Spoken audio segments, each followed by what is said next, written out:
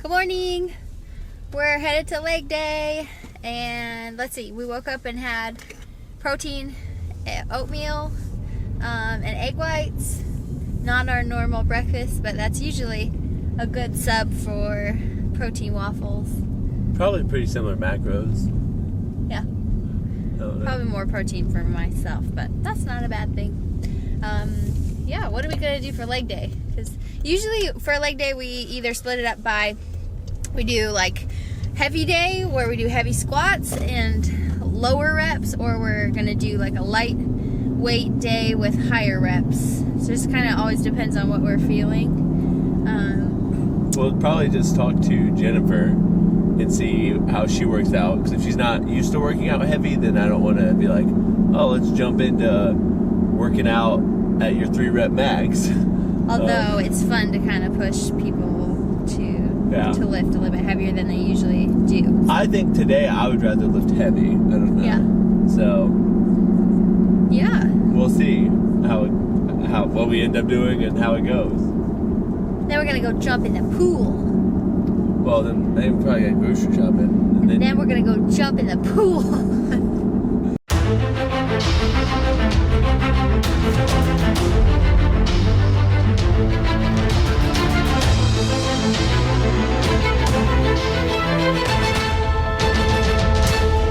We just got done with leg day. It's hot out, so I'm going to try to make this as brief as possible. But this is a friend of Brad's that he grew up with and went to high school with. You want to introduce yourself? Yeah, I'm Jen. I'm originally from Panama City. I live in Birmingham now, and just had a little reunion workout for the 4th. So she just got done with her first show. Mm-hmm. First figure show. And that was in May, okay. Middle of May. Okay. So I'm curious just to hear about like how it was prepping, but also kind of how her mental status is and physical status is after, I guess it's been 2 months since you got done. So let's talk about like mentally, how are you feeling about like your workouts and your body, I guess, after the show? Well, altogether good. I think though it's a give and take because I am having more calories and starting to come into off season, I can lift more, so that's always exciting. But then there is the body image issue that thankfully I didn't rebound, and I've just kind of gradually put on like healthy a couple pounds to kind of be in the off season with that. But there's always still, in the back of your mind, you always like being lean, even though being that lean in prep, that's not maintainable. Right. So it's just kind of coming full circle of life balance. Yeah. So how do you think, did you prep yourself mentally in any way, like leading up to the show? Like, I know that I'm going to get to a point where I'm so lean that I know it's not going to be maintainable. Did you kind of coach yourself that way, or did you not really even think about that portion? Because I know that some people will just prepare themselves, like, you're going to be lean, you might not ever be this lean again, and that's okay. I don't know if you did any of that. I tried to, yes. And really, I guess my mind was always kind of not so much in prep, but I had heard stories about people that rebounded really bad after show, so I kind of was already in after show mode in my mind. Okay. So I kind of knew, I guess I was just on guard with, and I follow a macro base, so that kind of helps to where just gradually sprinklers came on, gradually incorporate the macros back in it. So how long have you been doing macro-based dieting? Right around a year. Okay. And I was the girl who, when I first heard of macros, I was like, yeah, that's not for me. That may work for you. Me too, yeah. I'm just going to eat really clean and it's going to be fine. Yeah. But I didn't have a healthy relationship with food. And so macros have really helped my mentally a whole lot better. Awesome. Beautiful. Yeah. That's exactly what I went through. Same. I would say. Oh, yeah, for sure. Just teaching you life balance, because you can truly eat whatever you want. Yeah. And you understand that some things are just worth it more than others. But so after your show, you said you didn't rebound very hard, and I know a lot of girls do, a lot of guys do even. How do you think you kept yourself from rebounding?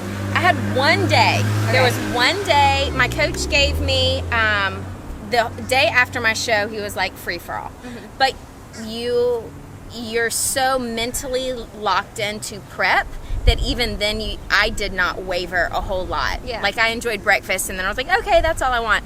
And then about, I don't know, maybe 2 or 3 weeks in, straight ran a train on some Oreos. And then after that, which is fine. But I remember how I felt then, and that was it. Yeah. Like I had my fun, and let's get kind of back into it with that as far as like right after show and coming out of prep.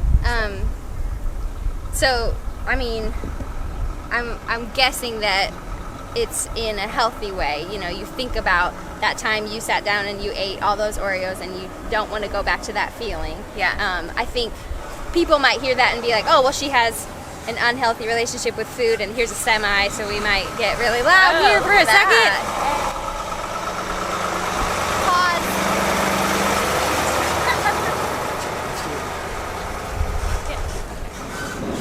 All right, so it sounds like you've been in the fitness world for a very long time. So tell me a little bit about like what your background is, and then how or why you did a show in the first place. So my background, I started as a gymnast as a little girl, and that led into competitive gymnastics, which led into cheerleading and competitive cheerleading, which led into track, which led into karate. Like I'm a first degree black belt in taekwondo, and so I always liked the discipline and the conditioning of a sport.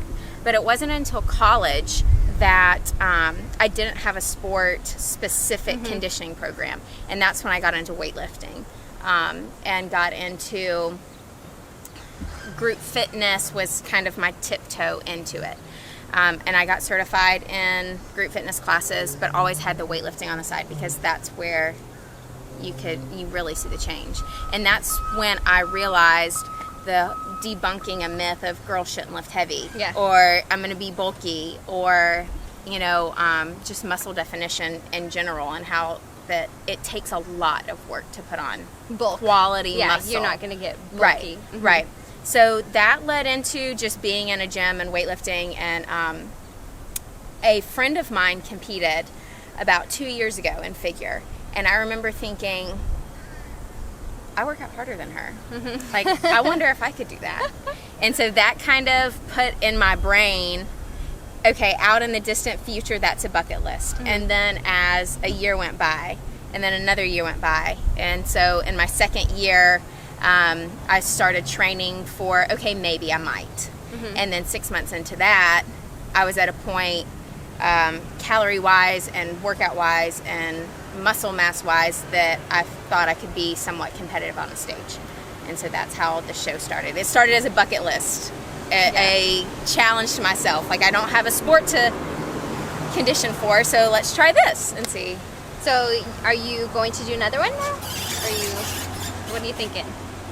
If you would have asked me that 6 weeks ago, I would have said no. I had my fun. Clear platform shoes are not my thing.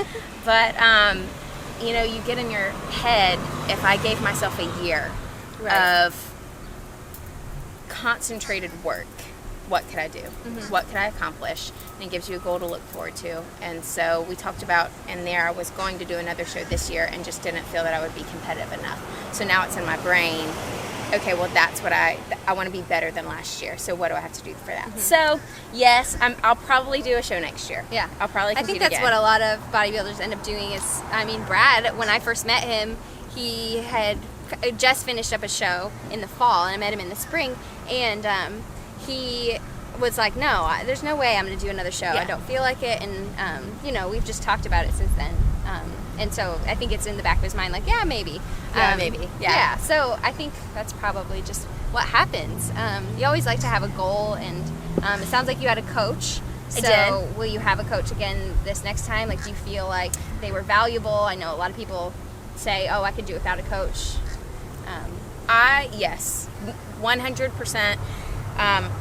And of course it is the right coach and thankfully mine, we workout wise. So the base of all my workouts are powerlifting moves, which I enjoy because I enjoy lifting heavy, but I enjoy the accessories as well. Yeah. So I get both of those. But I think a coach, because you don't second guess. He or she, whoever your coach is, they're the ones that give the worry to them. Mm-hmm. If your results don't come and you're doing everything they tell you to do, it's their fault. They're the ones to worry. They're the ones to overthink it. So it took all the extra self-doubt or questions out of my mind. That's interesting. Yeah, because I've known a lot of coaches, and they're like, well, they blamed me because they didn't do very well, but truly it was them that didn't follow my plan. Right. And so I think it goes back and forth. I mean, you know, like, that's just funny that you said that, because I've never heard that it put that way before, that you can kind of blame your coach, you know, which is great. No pressure. Yeah, anything else that you'd want to say to people, like, to get them inspired? That's kind of what we're about. I think my biggest thing was, and since competing, is I'm all about a call to action, which from what you're saying, y'all kind of are too. What is your call to action? Why are you doing this? What is your purpose? So my biggest thing since competing, a lot of people have come to me and said, I could never do that. I don't know how you do that. That's just too hard.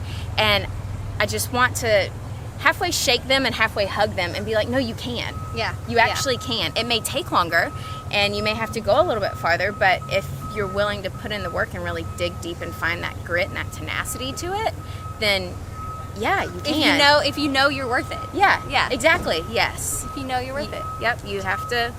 She knows she's worth it. She's disciplined. She's competitive. She's awesome. She works really hard in the gym. So, Yeah. girl.